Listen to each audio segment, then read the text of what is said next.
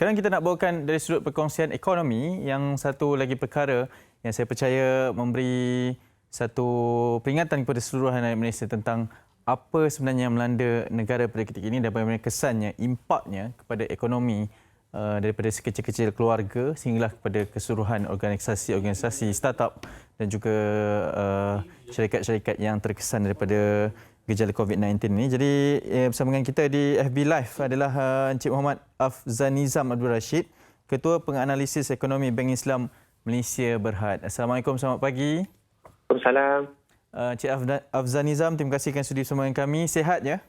Alhamdulillah. Ya, mungkin kita ingin membawa satu perkongsian yang saya percaya ringkas, mudah dan lebih mudah untuk difahami keseluruhan rakyat Malaysia berkenaan dengan ekonomi yang melanda negara pada ketika ini. Hari ini juga difahamkan bantuan berperingkat prihatin itu akan mula dikreditkan ke akaun masing-masing. Tapi mungkin terlebih dahulu Encik Afzanizam boleh menerangkan berkenaan dengan M40, B40 dan juga T20. B40, M40, T20 berkenaan dengan kita ni sebenarnya berada di dalam kelompok kluster yang mana dan bagaimana untuk pemahaman Encik Afzanizam?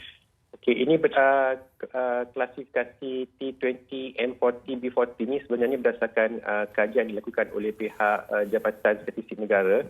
Kalau kita lihat kalau T20 ini dia punya pendapatan isi rumah sebulannya adalah RM13,148. Ya. Okey, kalau M40 RM6,275 sebulan untuk isi rumah itulah. B40 pula RM3,000.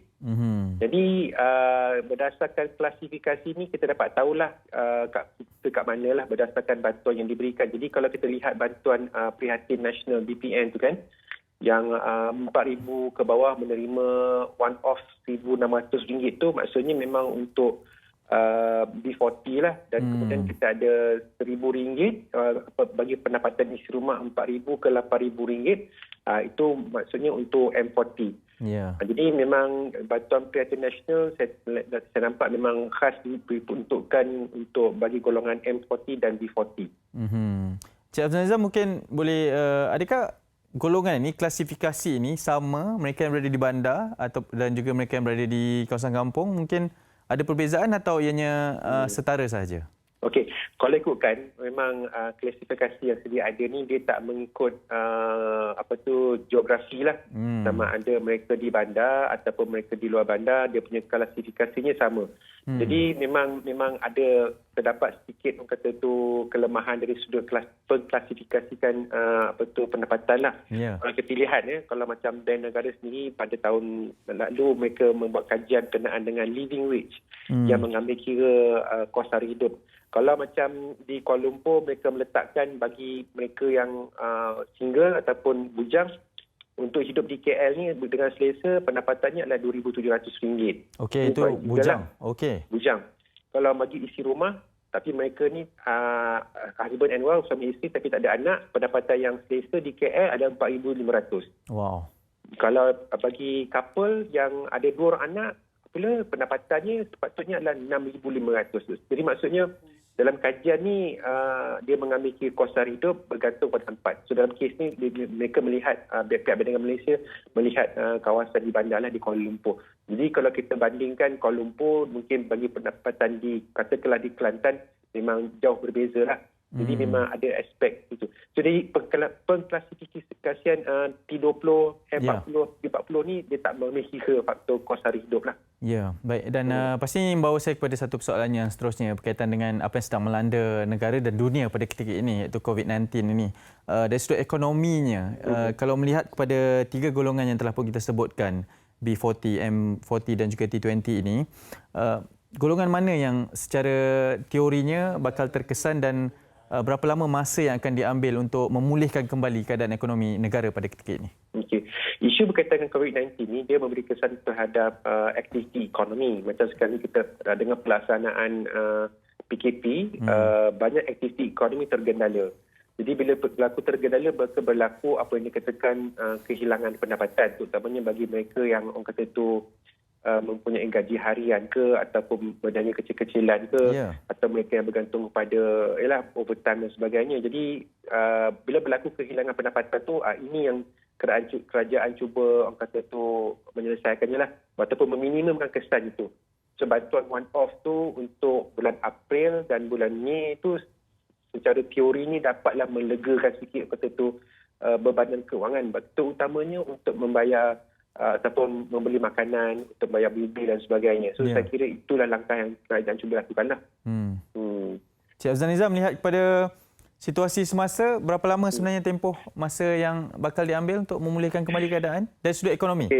Dari sudut ekonomi, ianya amat bergantung berapa lama langkah ataupun dasar PKP ni bakal dilaksanakan. Dan ini saya kira banyak bergantung kepada rakyat kita sendiri, pematuhannya tu.